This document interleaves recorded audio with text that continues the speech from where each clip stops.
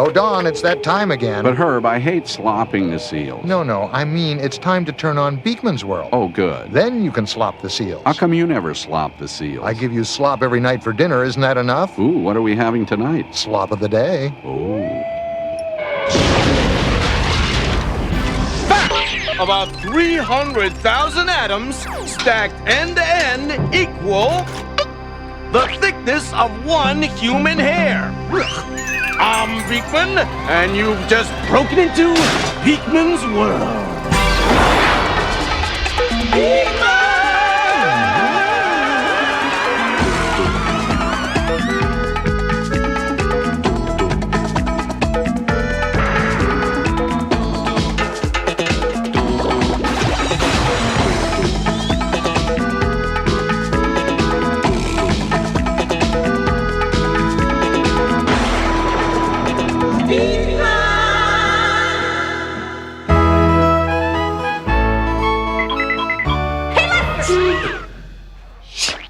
I'm working on a poem. Wow! I never realized you wrote poetry. Liza, beneath this ragged costume beats the heart, nay, the soul of a poet. What's your poem called? Ode on a Grecian lugit. Liza, can you help me with a question? This one's from Robin Wall of Toronto, Ontario. Who invented metal? Nobody! Well, that answers Robin's question. Lush! Not so fast, furball. Metals like copper, tin, and iron occur naturally. That means we don't make them, we find them, usually combined with other stuff in the rocks in the earth. But a lot of times people say metal when they mean steel. That stuff they make cars out of. And railroads, and office buildings. Steel is an alloy, a combination of two or more metals. So, Beaky, who invented steel? Well, no one knows exactly. Several civilizations, including those in Africa and China, made it in small amounts thousands of years ago. But efficient steel making didn't really become possible until the 1800s. And who made that possible? Lots of people. But one name stands out among the rest. Here he is, the Scotsman who made it all happen for steel in America. The man who gave us concert halls, universities, countless libraries, and at least one great deli. The dead guy who, during his lifetime, was the richest dude on the planet. The late, great Andrew Carnegie. You know, they say you can't take it with you, but they didn't check my coat. I took it with me, and now I'm bringing it back, I am. Wow! So you're the guy who wrote How to Win Friends and Influence People. That was Dale Carnegie, you cretinous buffoon. I learned a long time ago how to win friends and influence people. Mr. Carnegie, what's so great about steel? What's so great about steel? Lassie, have you lost your ball bearings? Take a gander at this. Must follow this man. Must do as he says. In that case, go jump in a lock, lad.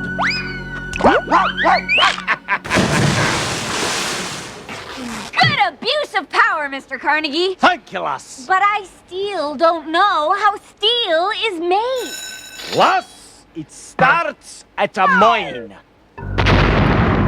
That's where we dig up the iron ore, which is a combination of iron and oxygen. In other words, high-grade rust. Hard to believe your car was once a rock in the ground. Huge blast furnaces heat the ore as high as 3,000 degrees. Chemicals help remove the oxygen from the ore, and that leaves pig iron. Steel makers melt down that pig iron and pump oxygen back into it to burn off still more impurities. Then we cast the molten steel into the shapes we need. And that, class, is how I made all this loot. Well, time to go count my cash. Hey, Mr. Carnegie, before you go, how do you get to Carnegie Hall? Practice, dear, practice. Good riddance! That lake was freezing. Lester, if someone told you to jump off the Empire State Building, would you do that too? If they had the kind of dough that guy had, I'd eat the Empire State Building. Beakman, I understand how steel is made, but why is it so important? Well, in the old days, we built things out of iron. It was soft, fairly weak, and rusted easily. Huh. Like Lester. Right. But steel can be made stronger, harder, and more resistant to chemicals and heat. By making things out of steel instead of iron, civilization took a giant step. For the first time, we were able to make big machines that could produce parts for other machines, like cars and ships. Steel cables allowed us to make more suspenseful suspension bridges. Steel girders allowed us to build even scrapier skyscrapers. And all those things started out as rocks in the ground. So steel is a really important metal. Actually, it's an important family of metals. Like bread, there are hundreds of different kinds, each with their own special recipe. Oh, you mean like raisin pumpernickel steel? Why, Lester, that's exactly what I don't need. There's carbon steel, and tin steel, stainless steel, tool steel, Ultra-high carbon steel. Damascus steel, Dawn steel. Crosby, Steels, and Nash. Steel crazy after all these years. In the steel of the night. Steel waters run deep. Sylvester Steel Long. Right. So, Robin Wall, no one invented basic metals like aluminum, nickel, gold, and copper. But steel is one of humankind's greatest inventions. Thanks for your riveting letter. Moon Rivet. Old Man Rivet. The Hudson Rivet Parkway. Shall we gather at the rivet? Coming up next, can a piece of paper have only one side? We'll look at both sides of that question after this. So come on back. Order in the court. It's time to recharge your rationality. Here he is, the line judge of lucidity, the back judge of brevity, the Lauren Tweeze who's here to please, the one, the only, the Beakman. You tell him, I'll shell him. Let's Running Man.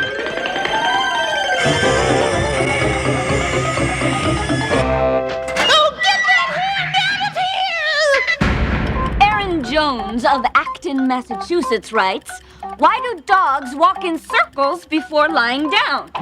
Answer, because they'd look pretty foolish walking in cycles after lying down. Oh, wow, what a wrong answer. Real answer? Dogs walk in circles because their ancestors had to walk in circles to make sure no predators, animals trying to hunt them, hiding nearby. Fast fact, there are 2.5 million rivets, these iron bolts, in the Eiffel Tower. Gee, 2.5 million rivets in the Eiffel Tower. I wonder where they get them all. All those rivets? Yeah. Well, they get them down in a frog pond. What do you mean? Well, haven't you ever been at a frog pond? The frogs go rivet, rivet, rivet. Oh, that's awful. No, that's Eiffel. Question, how many stars can you see at night? Answer, on a clear night, you can see about 3,000 stars. Double that if you're at Spago's. Hey, love you, mean it. Arnold, call me. I'll call you back. Question, how much does a baby eat? Answer, pound for pound. An average baby eats 4 times as much as an adult. Make that most adults. Wait! That music! Why, it's music to my ears. It means it's time for... Some serious ear booger removal? Oh, gross. Yes, but it's also time for the Beakman Challenge. Lester, our concession to the rodent rating, I challenge you. Wait a minute. Look who's here. It's our old pal, Scratchy the Chicken. Say hello to Scratchy, Beakman. Lester, get that thing out of my face.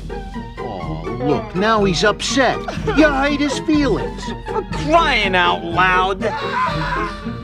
Hello, Scratchy. Hiya, Beakman. Say, I got an idea. Instead of humiliating the rat,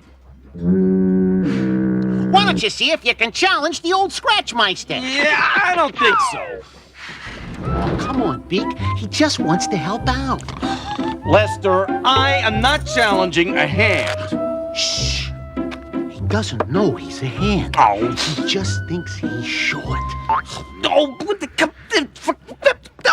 all right. Scratchy, I challenge you to make a piece of paper with only one side. Wait a minute. That's impossible. A piece of paper has to have 2 sides. You can't possibly make... Hey, dummy! Did he challenge you or did he challenge me? Oh, get up on the wrong side of the sleeve today, did we, Scratchy? All right, you're on your own. As usual, furball. Lester, if you don't know how to do it, how can your hand possibly Ta-da! figure it out? He did it. No, he didn't. That paper still has 2 sides. Thanks a lot for embarrassing me, Scratchy. Hey, Beak! Show this clown how it's done. At your service, Scratchy. It looks like it has 2 sides, but it really only has 1.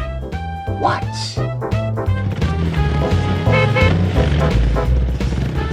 This is called a Mobius strip, named for August Ferdinand Mobius, a German mathematician who lived in the 19th century. It was simple. All I did was give the strip of paper a half twist and tape the ends together.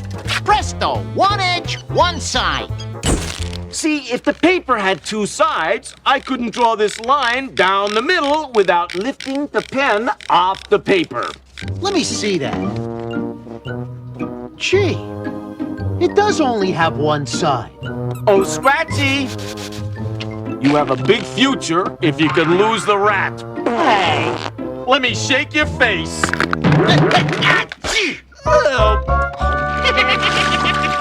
Coming up next, we learn how cameras take pictures.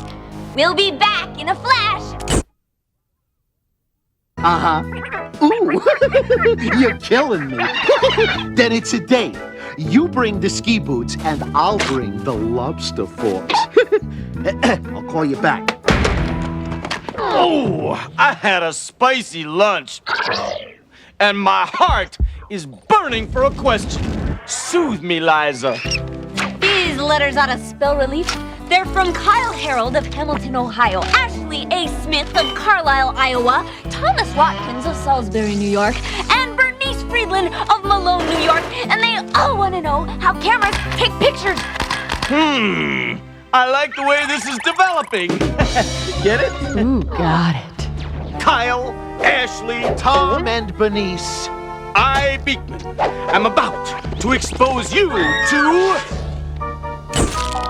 photography. Photography, the process of rendering photosensitive subs. Oh, cheese.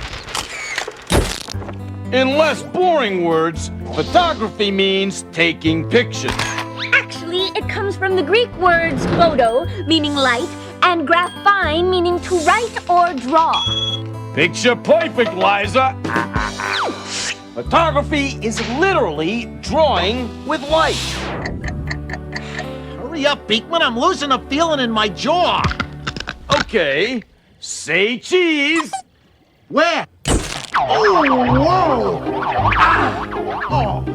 Now, what just happened here? You blinded me for life. Aside from that, I know. When you pushed the button, you opened a little window in the camera called the shutter. Yeah. That let light into the box. right! And to see what the light did in the box, let's shutterbug to the logoscope. Remember, we don't see things. We see light bouncing off things. When I pointed the camera at Lester and opened the shutter, some of the light bouncing off him went through the shutter, allowing the lens to focus Lester's hideous image on the film. Okay, you got light in a box, but how does the picture stick to the film? Through the beauty of chemistry. Behold, film. Hey, that doesn't look like the gunk on my shower door. Wrong kind of film, Lester. Besides, you don't even have a shower. This film is coated with a layer of chemicals and gelatin called the emulsion. I second that emulsion. Well, somebody had to say it. Anyhow, the secret to the emulsion is that it's photosensitive. That means sensitive to light. When light hits the emulsion, it produces small, invisible chemical changes in the emulsion. And that's my picture. If we can't see it, Lester, how can it be your picture? Oh, well, that's very scientific, Liza. You wouldn't understand. No. It's not your picture yet. For that, we have to lower the music, go to the dark room, and see what develops. Hey, it's dark in there. That's why it's called a dark room. Well, I'm scared of the dark. Will you hold my hand?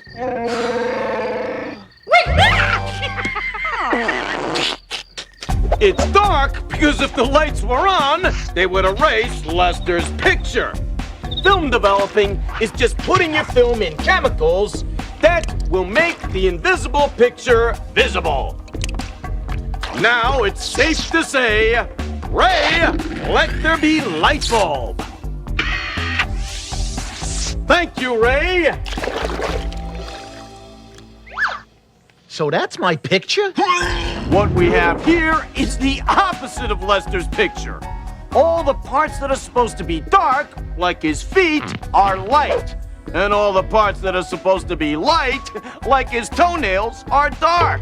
That's why this is called a negative. Ray? Well, I don't want to seem negative. Whoa! Hey! Ray! Once you have your negative, getting your picture is a snap. Ray, code red. This is special photographic paper. When I put the negative on top of it, like so, and expose it to light. Ray, what I'm doing here is making a negative of our negative. Watch what happens. When I put the exposed paper into the developing solution. This solution changes the exposed chemicals on the emulsion into metallic silver, which becomes the photograph. Wow! The wonder of science. Wow. Then it's time for a bath. In order to stop the action of the developer, we dive into the fixer solution in order to wash away the unused chemicals on the film and to protect it from scratches. Get the picture? Aw, he got my bad side. Yeah, his front. So, Ashley, Thomas, Bernice, and Kyle. That's how film develops. Say cheese and smile. Don Smith of Cobden, Illinois writes, when you snap your fingers, what makes that sound? Beakman will be back with the answer, like that. If you have a question about how the world works, just write us at Beakman's World, P.O. Box 30087, Kansas City, Missouri, 64112. People think that when they snap their fingers, the sound comes from rubbing their fingers together. But it really comes from your finger hitting this fleshy part of your hand right here. But then, why do you have to rub your fingers together? Ah! That gets your middle finger moving with enough force to make a loud noise. So that's the rap. On the finger snap. Time for my nap. Can I put my head in your lap? See you next time. On Beakman's World. Know what I wish, Herb? What do you wish, Don? I wish I had fingers. Oh, why's that? Well, then I could pick my nose. You don't have a nose, Don. Know what I wish, Herb? What do you wish, Don? I wish I had fingers and a nose. Oh, boy, you know what I wish, Don? What do you wish, Herb? I wish you'd turn off Beakman. Your fish is my command. Not fish, wish. Wish. Wish.